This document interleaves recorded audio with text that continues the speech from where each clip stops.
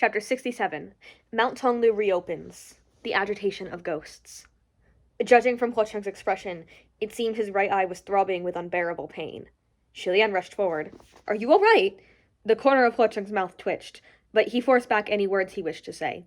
The silver eye engraving on Emming's hilt snapped open, and the eyeball started to spin wildly, veins bulging under the skin of the hand that Huo Cheng had planted atop the altar.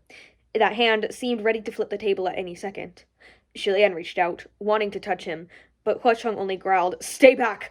Seeing Shilian freeze, Huo Cheng gritted a plea through his teeth. "Your Highness, please! Get away from me, hurry, I might—" Shilian cut him off. "How can you tell me to leave when you're like this?" Huo Cheng sounded harried. "If you stay here any longer, Just then waves of hellish howls and cries sounded from outside Thousand Lights Temple. Ghosts were doubling over on the street, bawling their eyes out as they clutched their heads and wailed. The sounds like their skulls were splitting open, like they were on the verge of death. Qirong, however, was still dashing ahead at incredible speed. Although the flesh vessel had stifled his powers, his possession of a human body also acted as a protective barrier, so any attacks aimed specifically at ghosts were weakened. This was the only reason Qirong was still able to be up and about, and he seized this chance to flee. The female ghosts who had been cradling Guzi had fallen to the ground, mewling in pain from their headaches, and were unable to continue singing their hypnotic melody. Guzi groggily woke up to see Qirong bolting away like a madman, and he stumbled upright to chase after him. Dad! Dad, wait for me! He yelled. As he ran, Qirong turned his head, stuck out his tongue, and rolled his eyes. Good boy, Daddy's off! Guzi chased after him relentlessly on his short little legs, but when he saw the distance between them was only growing bigger, he burst into tears. "Ah! Dad! Please don't throw me away! Dad, take me with you!" Get lost! Don't follow me, you nuisance!" Qirong began spitting at the boy. His spit flew so far it hit Guzi on the forehead and knocked him onto his butt. He cried even harder, as if his heart were going to break, and his lungs were going to burst. Shilian couldn't bear it any longer, and he furiously stormed out of Thousand Lights Temple. "Qirong!" The moment Qirong saw Shilian blocking the path in front of him, he spun around in fear and ran back the way he came. Along the way, he scooped Guzi off the ground and yelled threats behind him. "Don't come after me! Do it, and I'll bite off this little deadweight's head to show you. My good son, you're gonna become your old dad's meal. How filial. Dad'll cook you tomorrow. Braised or steamed, take your pick." Shilian wasn't fazed by the threat in the slightest, but just as he was about to give chase, a loud crash sounded behind him. As if struck by a sudden fury, Huo Cheng had swept all the stationery off the table and flung it to the ground. Left with absolutely no choice and no time to deal with Qirong, Shilian rushed back inside. "Sunlung!" And then Huo Cheng caught him in a tight embrace. His voice trembled. "I lied. Don't leave me." Shilian stood as still as an iron board, locked within those arms.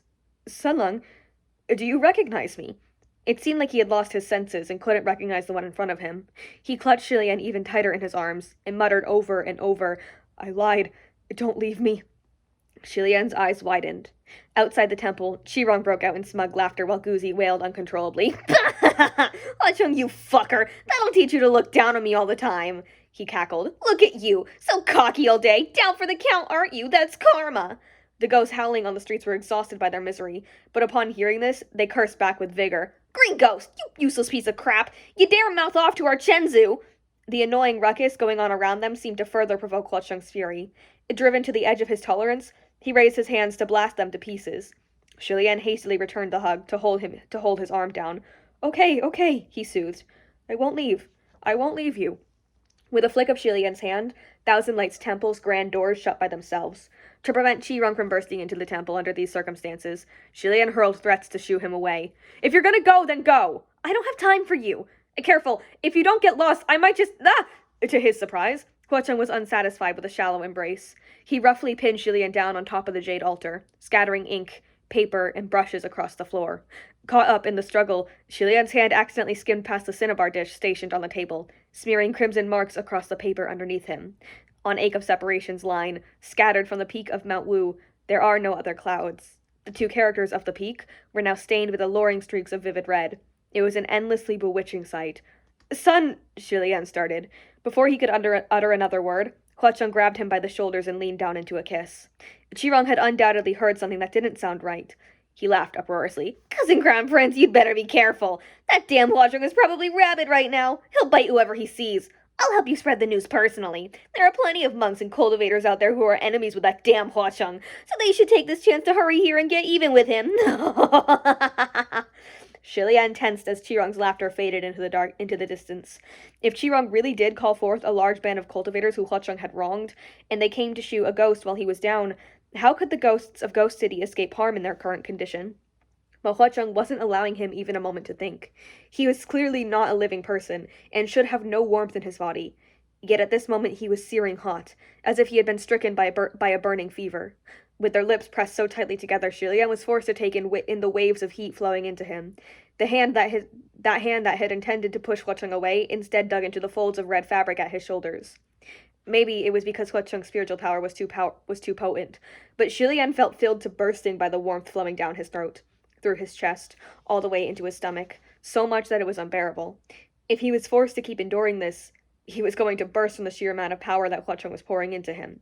His jaw tightened, and he struck heavily with his palm. Although the blow did land, he couldn't bring himself to hit Hua Cheng in earnest, so all he'd done was tap his shoulder with inconsequential strength. Unfazed, Hua Cheng seized his wrist, held it down, and continued to press his heat directly into Shilian's mouth. If this continued, he really would be crushed. This time, Shilian used both his hands to push Hua Cheng away, then fled in panic to the other side of the altar, panting for breath. With his eye bloodshot, Hua Cheng hounded him, following him and pinned him down against the altar. "Saleng!" Shilian cried. Perhaps his voice reached him, for Hua Cheng stared at his face for a long time before abruptly wrapping him in a crushing hug. Seeing that Hua Cheng listened and stopped forcibly pumping spiritual power into him, Shilian sighed a breath of relief. However, as he stood in Hua Cheng's embrace, he could sense the energy inside Hua Cheng going berserk. No wonder Hua Cheng had kissed him the moment he caught him. With such a wretched turbulence within him, he had to find an outlet to expel it. Bloodletting would be necessary for him to fully regain his senses. But Hua Cheng wasn't alive. How could he have any blood to let? After much consideration, Shilian made a decision. "Forgive me." He cupped Hua Cheng's cheeks and captured his lips with his own. Shilian then began to gently guide the turbulent flow of heat into his own body, helping ease Hua Cheng's pain and agitation. Hua Cheng looped his arms around Shilian's waist, eliciting a small shiver from him. In the next moment, the two tumbled down and sprawled atop the altar. It really wasn't fair. Shilian didn't dare touch anywhere on Hua Cheng that was even slightly dangerous. But in his confused state of mind, Hua Cheng's hands roamed over every inch of his body without restraint, causing Shilian unspeakable torment. This altar was originally a place to worship the divine, but presented there this evening, instead, was a ghost and a god entangled in a fervent, inseparable embrace, their tongues entwined. It was absurd and strange, and yet a sight of breathtaking loveliness. The first few times they had committed this sort of act, they had been more or less clear-headed. There was a proper justification every time, and some measure of control. Nothing beyond lips covering lips. But this time, one was confused, and the other caught off guard, and these fervid kisses had crossed the line. Through the fog that clouded his mind, Shilian finally accepted something. Although every time this happened was out of his control, and he never had a choice, the truth was, he couldn't resist his feelings. Every time. He was tormented thus for half the night before the agitation within Hua Cheng finally began to calm. The arms that embraced Shilian gradually slackened, and Shilian flipped over and sat up. He gazed at Hua Cheng's slumbering face, then breathed a sigh. Emming had been thrown to the side, and its eyeball was still frantically spinning. Shilian picked up the scimitar, and it was only after an extended petting session that Emming's eye finally relaxed into a smiling crescent, as if it was finally satisfied. Not long after, Hua Cheng shot upright from where he had been sleeping. "Your Highness!" Shilian quickly adjusted his expression into a beaming smile. Then he turned to Hua Cheng. "You're awake. Everything's fine now." Hua Cheng scanned the room. Thousand Light's temple was an enormous mess. His face was uncharacteristically distraught, as if he couldn't remember what had happened the night before. Shilian jumped at the chance to speak, sounding calm and easy. "What happened last night? All your subordinates were suddenly struck with fevers and terrible headaches. Everyone was restless. You were too. You had quite the temper." "Besides that," Hua Cheng demanded. Shilian blinked. "Besides what? Nothing else happened." Hua Cheng stared at him hard. "There really was nothing. Then how did I calm down?" Shilian cleared his throat softly, as if he was slightly embarrassed. "Sanang, please don't be mad at me. To tell you the truth, other than this," he briefly raised the hand that was currently petting Emming, "I also fought with you." Hua Cheng eyed him doubtfully. "We had a fight?" Shilian met his gaze earnestly, face carefully neutral. "We did. Look, our fight made quite a mess of the hall. There was a pause. Then Huacheng puffed a sigh of relief and rested his head on his hand. Now that Huacheng was no longer hounding him for answers, Shilian finally released the breath he'd been holding and let himself relax. It opened, Huacheng muttered. What did? Shilian asked. Huacheng lifted his head and clarified with a somber voice. Mount Tonglu reopened. Both were entirely aware of what that meant. Shilian's eyes widened. A new ghost king is about to be born. When Shilian returned to the heavenly capital to report in, thunder was rumbling loud enough to match the news of Mount Tonglu. As he stepped into the Palace of Divine Might, Shilian subconsciously looked to a particular spot to inquire about this. What's the matter with Lord Thundermaster? He only realized after he voiced his question that the spot where the Windmaster once stood was now empty. The Watermaster in the frontmost row, and the Earthmaster in the farthest corner. They too were gone. He blinked before sighing softly to himself. When he cocked his head to the side, he saw Lang Chenchou enter the hall. Shilian had not seen him for some time, and his entire person was one size thinner and much, much gloomier. His eyes met Shilian's. Then he turned away without a word. As he scanned the room, Shilian realized he couldn't find anyone he could casually converse with. It's nothing. A ghost king is about to be born. The ghosts cry and gods sound, and the thunder won't stop, a voice answered his question.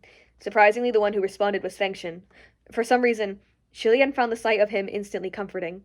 However, one of Fengshen's eyes was blackened. Shilian couldn't help but turn to glance at Muqing, who was standing on the far side of the hall. One side of Muqing's face was swollen. After years of nursing their grudge, their recent brawl must have been quite brutal. Junmu called for everyone to attention.